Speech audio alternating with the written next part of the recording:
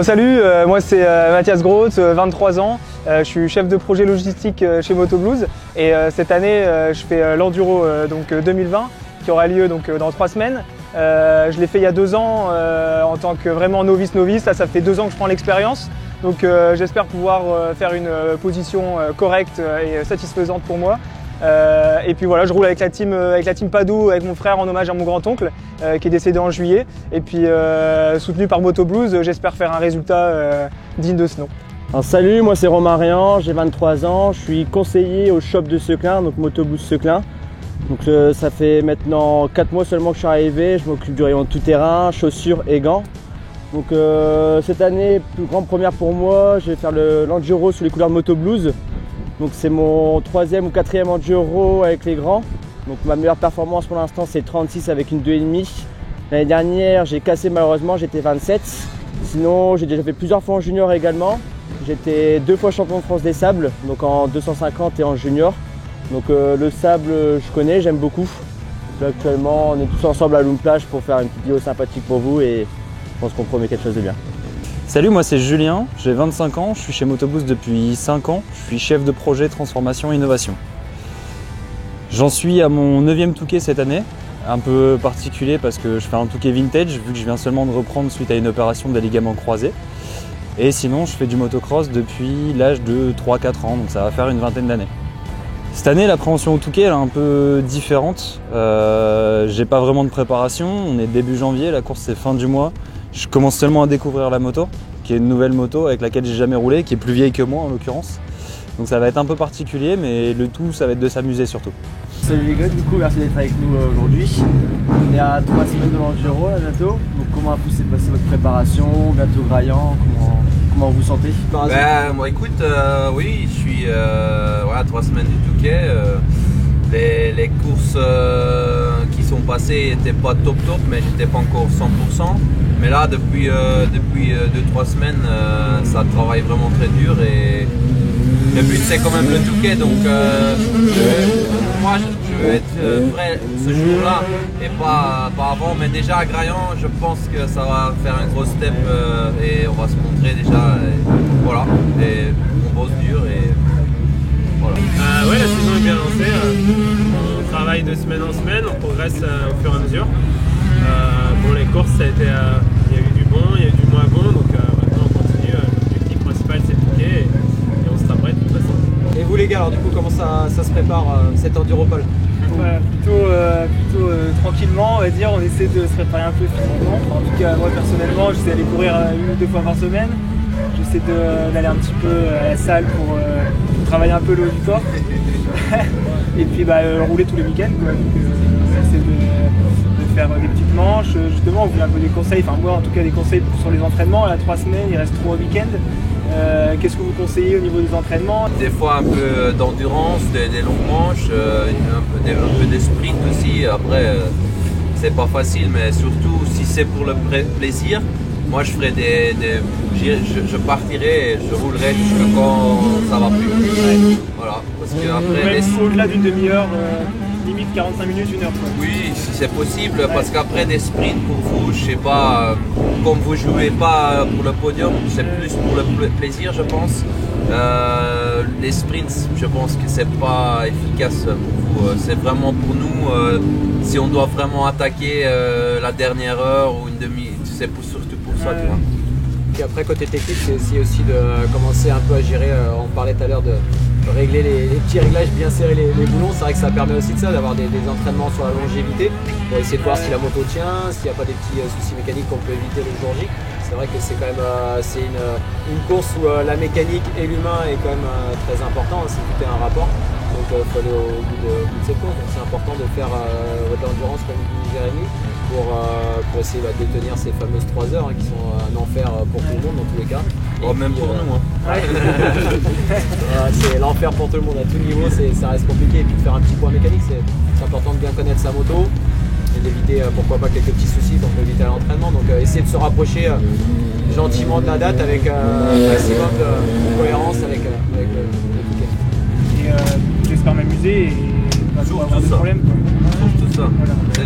C'est le plus important. Même parce que si on s'amuse pas, c'est mal. Ouais, et tu pars 3 heures de galère.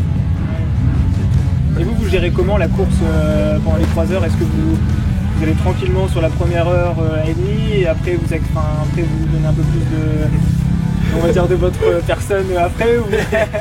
C'est secret ça, c'est secret. On pourra te le dire après la course. Non mais écoute, l'année dernière, je me suis fait avoir un peu à Graillan quelques semaines avant le Touquet, en partant un peu calme et pas les réglages top. Et là je savais que les réglages c'était mieux pour le Touquet. Et je me suis dit, là je vais mener moi la course. Donc comme j'étais 2 heures en tête et j'étais encore facile, pour moi c'était vraiment une tactique plus mieux pour moi que d'attendre et tu vois, de devoir remonter après. Oui, parce que voilà, je sais pas qu'est-ce que ça va être la tactique cette année, on verra bien. Et il faut surtout respirer sur la plage. Moi, c'est pas un secret, après moi je descends 20 pulses du cœur sur la plage en respirant. Ça permet de faire une petite récup quoi. Même si tu vas, logiquement tu le sens pas, mais quand même le corps, voilà. Ouais, ça descend. Oui. Pour ma part, j'essaie d'être à 100% toute la course. À bloc. Lâche rien. Let's dance. Ça brille. Oui. Faut rester confiant toute la course. Et un peu au niveau de vos ravitaillements, du coup, vous prenez quoi pendant votre ravitaillement? Vous prenez à manger, à boire, une banane? Moi, pas grand chose. Je suis toujours pressé.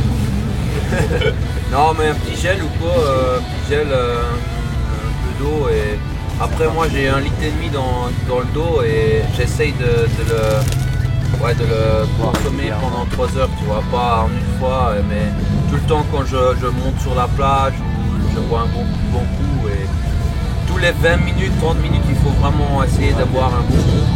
Ça c'est quand même intéressant de rouler avec le camelback. Oui, c'est bien parce que même amateur, c'est vraiment l'hydratation c'est le numéro 1. Moi j'ai acheté une poche pour la coulisse du parquet arrière avec la petite pipette et j'ai jamais essayé de rouler avec, donc j'ai essayé de rouler pendant les prochaines. Ouais, il faut essayer de rouler au moins une fois. Après, si tu essayes ici, c'est très dur. Quand c'est plat, ça va, t'arrives à le prendre, mais quand c'est lourd, t'arrives pas à le prendre. C'est au moins pour le poids, quoi, même si on arrive pas. Voilà. C'est le genre de réglage, on parlait moto, mais tu vois, on parle aussi un petit peu repère. C'est le genre de petites astuces qu'il faut avoir à l'approche du Touquet, avoir ces petits repères, comment prendre le tuyau, donc des fois c'est un peu bête, mais moi tu commences à apprendre à avoir le geste de prendre le tuyau dans la bouche. Il y aura toujours du sable dessus. Tu bois et tu manges ensemble. Ouais, la dernière fois que j'ai participé au Touquet, pareil avec la même moto, la 450, j'ai cassé à mi-cours, je devais être 27 il me semble. Donc je faisais une bonne manche, j'étais bien, mais la mécanique, ça on ne peut rien. Et on peut vraiment faire les frais à tout niveau quoi. Nous on voit que Jérémy la dernière qui était en tête, qui s'accroche, qui casse la moto, on a eu une fois d'autres problèmes. C'est vraiment ça, c'est cette course qui fait que tu peux être centième comme deuxième, tu rencontres les mêmes problèmes quoi. C'est ce qui fait, il faut de la chance aussi. Parce que tu peux être le favori ou comme nous, mais tout peut se passer. C'est ce qui fait le charme de cette course, hein. C'est pour ça qu'elle est aussi dure. On le voit aussi avec le Dakar, on parle beaucoup du Dakar parce que malheureusement on voit certains pilotes qui se blessent, c'est compliqué. Le Touquet c'est ça aussi, c'est vrai qu'il se passe beaucoup de choses et cette course t'as beau être le favori, le meilleur comme dit Jérémy, et malheureusement il suffit que ce soit pas la journée et t'es obligé d'attendre un an quoi. Donc non, c'est difficile pour ça cette course. Et à tout niveau. On parlait de favoris, est-ce qu'il y a un des concurrents qui vous fait peur cette année? Honnêtement, moi, non, peur, non. Mais je sais que comme Milko et Watson, c'est des favoris. Ils la connaissent par cœur, la course. Et aussi Camille et tout, ils l'ont fait déjà beaucoup de fois. Mais c'est pas qu'ils me font peur parce que en niveau de roulage et physique, je pense que voilà, je suis sûr mieux ou pareil que eux. Mais après, comme je dis, c'est une course qu'il faut beaucoup de chance et qu'il faut gérer sur 3 heures. Et voilà, c'est tout, c'est pas un sprint, donc voilà, mais peur non, j'aurais jamais peur de faire ça. Non, après moi je me pose pas de questions, j'essaie de me concentrer sur moi-même et puis les autres font leur course et moi je fais la mienne. Voilà. Est-ce que vous avez 2-3 conseils pour les trajectoires ou pour éviter un peu les trous? Rouler droit. Rouler droit, surtout pour vous. Ouais, tout droit. Et les côtés.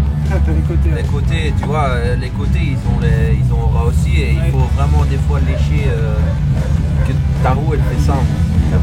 Oui, oui, s'il y a moyen. Après c'est pas facile. Ah ouais.